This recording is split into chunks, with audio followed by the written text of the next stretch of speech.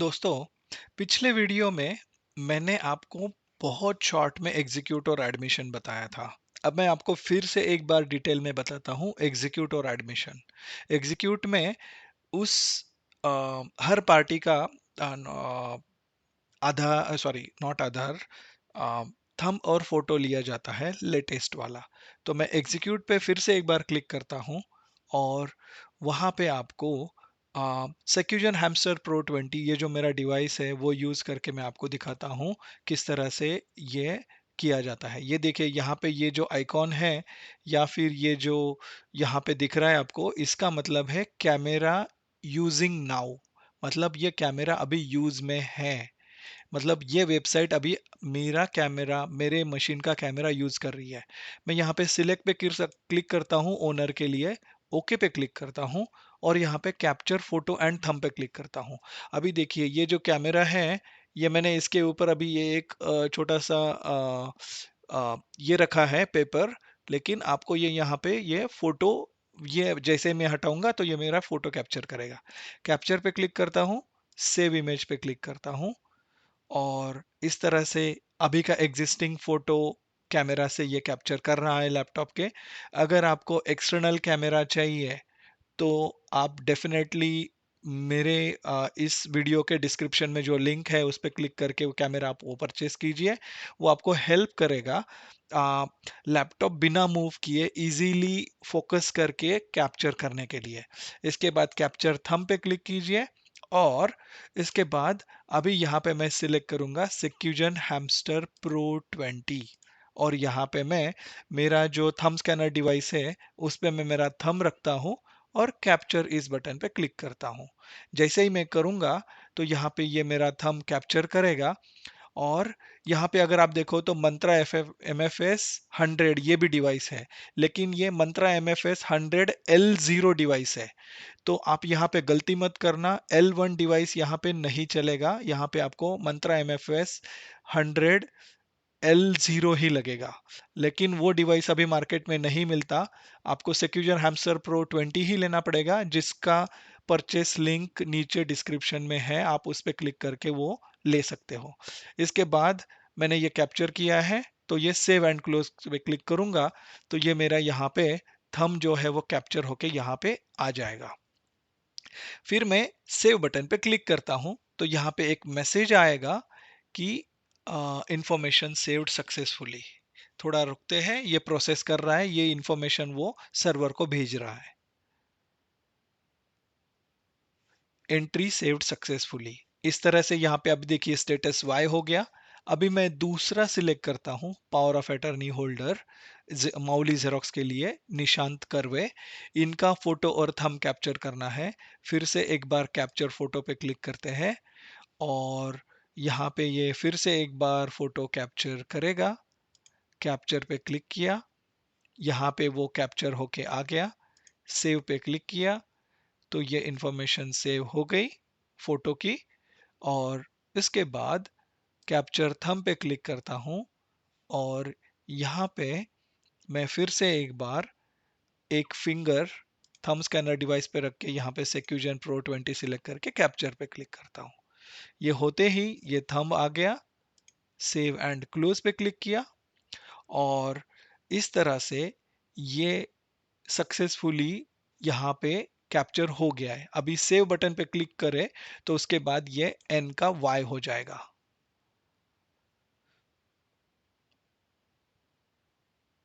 इस तरह से अभी ओनर, टेनेंट, फिर विटनेसेस का भी सेम मेथड से उनका अभी का फोटो और थंब लेके मैं सेव करूंगा। उसके बाद एग्जिट पे क्लिक करके यहाँ से मैं ये एग्जीक्यूशन स्टेप में से एग्जिट करूंगा। तो जैसे ही मैं एग्जिट करूंगा तो यहाँ पे मुझे उनका फोटो और थंब अभी का यहाँ पे दिखा देगा। ये दोनों का यहाँ पे मैंने लिया था एग्जीक्यूट में तो वो यहाँ पे दिखा रहा है। अभी एडमिशन पे क्लिक करके इनका आधार वेरिफिकेशन मुझे करना है।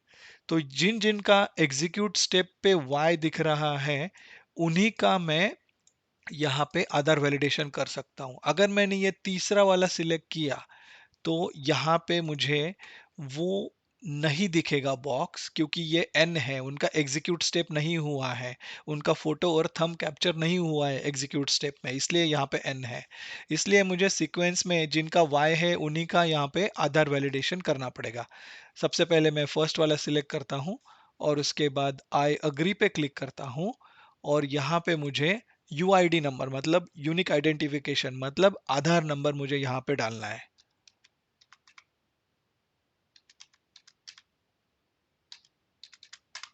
ओके, ये एक डमी आधार नंबर है।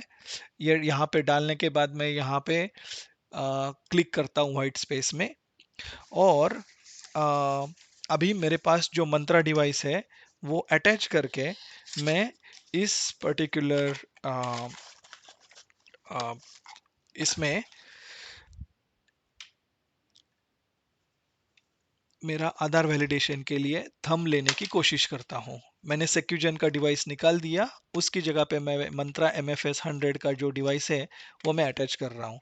ये डिवाइस अगर आपको परचेस करना है, जैसे ही मैं अटैच करूँ तो यहाँ पे आ जाता है डिवाइस अटैच्ड। ये देखिए, Mantra L1 AVDM framework is ready to use, ये यहाँ पे नोटिफिकेशन आता है जैसे ही मैं मंत्रा डिवाइस अटैच करता हूँ। और उसके बाद अभी मैं वेरीफाई eKYC पे क्लिक करूंगा और यहाँ पे सिलेक्ट करूंगा मंत्रा MFS 110L1। आ, ये डिवाइस सस्ता है, अगर आपको सस्ते में परचेस करना है तो डिस्क्रिप्शन में लिंक है, वहां से आप वो परचेस कर सकते हो। ओपन पे क्लिक करता हूँ, check if RD service is running, ऐसा यहाँ पे मैसेज आ रहा है। मैं फिर से एक बार थंब रख के कैप्चर इस बटन पे क्लिक करता हूँ, तो यहाँ देखे पुट योर फिंगर, मैंने फिंगर रख के निकाल दिया और उसके बाद कैप्चर्ड सक्सेस आ गया। अभी मैं वेरीफाई एंड क्लोज पे क्लिक करता हूँ, तो यहाँ पे मुझे एरर आएगा क्योंकि मैंने आधार नंबर डमी डाला था। लेकिन अगर आधार नंबर सही डाला है तो ये आधार वैलिडेशन करके यहाँ पे मुझे वो विंडो दिखाएगा कि आपका आधार वैलिडेशन सक्सेसफुली हो गया है। यहाँ पे K100 रेसिडेंट ऑथेंटिकेशन फेल्ड, ये क्यों आ रहा है? क्योंकि मेरा थंब और आधार नंबर मैच नहीं हो रहा है। सिक्योरिटी रीजन की वजह से मैं एक्चुअल ओरिजिनल आधार नंबर यहाँ पे नहीं डाल सकता और थंब यहाँ पे नहीं कैप्चर कर सकता, लेकिन इसी तरह से आपको वो आधार वैलिडेशन हर पार्टी का करना है। जिस जिसका यहाँ पे एग्जीक्यूटेड वाई आया है उसी पार्टी का आप ये आधार वैलिडेशन कर सकते हो।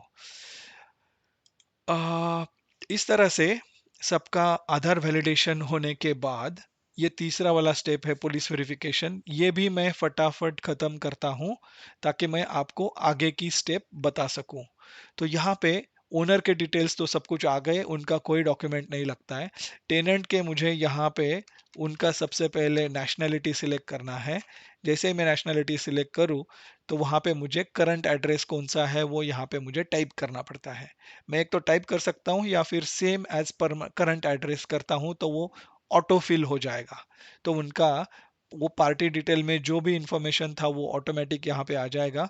पुलिस स्टेशन जो भी है वो सिलेक्ट किया।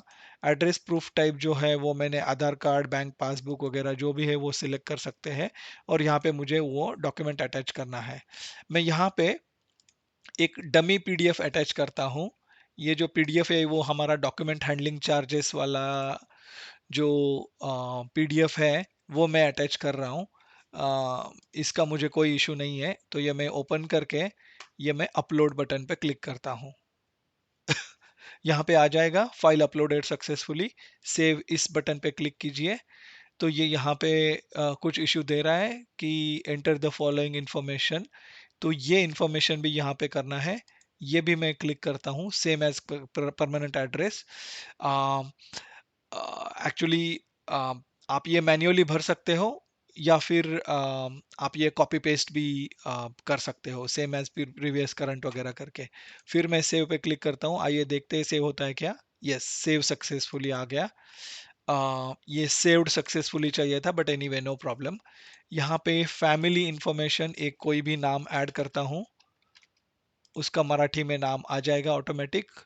और यहाँ पे रिलेशन कुछ तो रिलेशन सिलेक्ट करके यहाँ पे एज, ये जो इस एड्रेस पे रहने वाले जो लोग हैं उनके इन्फॉर्मेशन मैं यहाँ पे ऐड करके सेव फैमिली डिटेल्स करता हूँ, तो यहाँ पे वो फैमिली डिटेल्स सेव हो जाएगा। इस तरह से ये पुलिस वेरिफिकेशन का इन्फॉर्मेशन सबमिट होने के बाद आपको ये तीसरा वाला स्टेप आपका सक्सेसफुली एग्जीक्यूट हो गया। एग्जीक्यूट, एडमिशन, पुलिस वेरिफिकेशन, ये तीनों स्टेप हो गए। अभी शो पीडीएफ पे क्लिक करूंगा तो यहाँ पे ये पीडीएफ डाउनलोड हो जाएगा। अब देखिए, ये इस वेबसाइट को कुछ इश्यू है तो ये इसने लॉग आउट कर दिया। आइए फिर से एक बार हम लोग वो जो नया वाला टोकन है उससे री लॉग इन करके उसका पासवर्ड डाल के फिर से एक बार ट्राई करते हैं।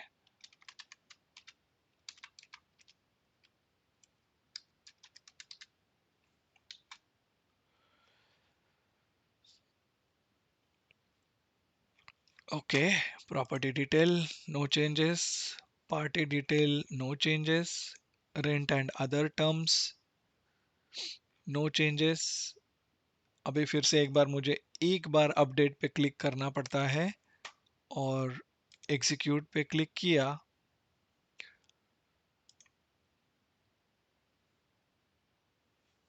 तो ये एग्जीक्यूट सेक्शन में जाएगा। ये अगर डबल क्लिक किया तो ये इशू आने वाला है। ये कभी कभी ऐसे इशू आ जाता है इस वेबसाइट को, अगर लोड ज़्यादा है तो ऐसे इशू आता है। ऑनलाइन यूजर्स 210, अभी 210 यूजर्स अभी इस वेबसाइट को यूज कर रहे हैं। एक्चुअली इतने छोटे कैपेसिटी के लिए इशू नहीं आना चाहिए, बट एनीवे फिर से एक बार मॉडिफाई पे क्लिक करते हैं और अभी एक बार क्लिक करने के बाद एक 3-4 सेकंड रुकेंगे। देखो प्रोसेसिंग आ रहा है, फिर से एक बार रुकेंगे ये पूरा खत्म होने तक और यहाँ पे एग्जीक्यूट पे क्लिक किया तो यहाँ पे प्रोसेसिंग नहीं लिख के आया। मैं अपडेट पे क्लिक करता हूँ एक बार तो ये ओके करता हूँ और उसके बाद डिटेल सेव्ड सक्सेसफुली आया। एग्जीक्यूट पे एक ही बार क्लिक किया और ये प्रोसेसिंग होने के लिए रुक गया। अगर मैंने फिर से क्लिक किया तो ये लॉग आउट हो जाएगा। ओके, तो यहाँ पे अभी वो टेबल नहीं आ रहा है तो एग्जीक्यूट पे क्लिक करो और एग्जिट कर दो। आपको कुछ नहीं करना है क्योंकि हमने ये एग्जीक्यूट वगैरह कर दिया है स्टेप। तो फिर यहाँ पे टेबल आएगा, फिर एडमिशन पे क्लिक करो और एग्जिट पे क्लिक करो तो आप यहाँ पे अभी दूसरा टेबल आएगा। जिसका आधार वैलिडेशन होगा तो वहाँ पे ये जो एग्जीक्यूट वाला ये एक टेबल होता है और एक और होता है आधार वैलिडेशन वाला। उसके बाद पुलिस वेरिफिकेशन पे क्लिक करो और ये फिर से एक बार प्रीवियस पे क्लिक करो तो तीनों स्टेप हो गए। अभी शो पीडीएफ पे क्लिक करो तो ये गोल घूम रहा है, ये एग्जिट हो गया। तो एनीवे अभी अभी एक और बार मैं ट्राई नहीं करूंगा। आपको तो समझ में आ ही गया होगा कि क्या क्या स्टेप होता है। मैं डायरेक्टली आपको वहां पे सिर्फ जाके एक्सप्लेन करता हूँ।